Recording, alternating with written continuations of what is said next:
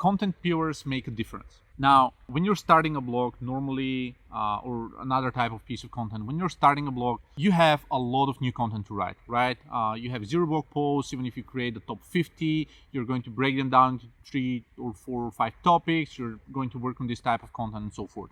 But at some point, as you keep working, as you keep going, and years passing by, or maybe you are acquiring another blog that you're merging into your own website or doing something else, at some point you reach to 200 pieces, 300, 500, 1,000 pieces or more, with news websites. Some news websites we work with, they do have over 100,000 pieces or 250,000 pieces.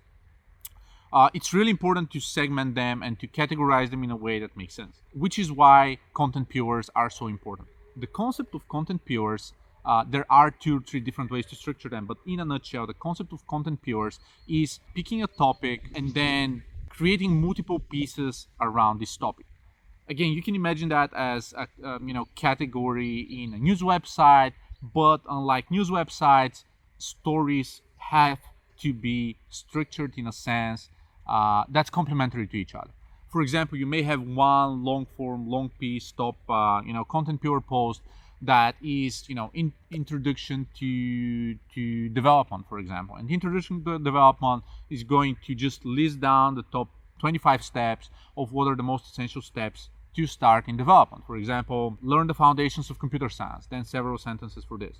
Then find the right, boot camps or find university to study at. And number 3, pick a collection of books and courses and blah, blah, blah that get the job done. Having the full list with a few sentences just to have the bigger picture, but then creating a complementary list of articles or videos or other materials that fill in the blanks for each of those topics. So when Google sees something like this, they see a humongous guide and then they see a bunch of different pieces of content around each of those specific topics, and they say, okay, these topic pieces are connected because each of the sub stories has a link to the bigger story.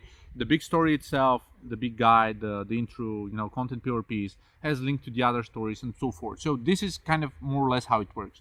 You can structure it in different ways. You can structure it with cornerstone pages, and that just happened to be kind of the category page structured in a way with like top picks and best practices.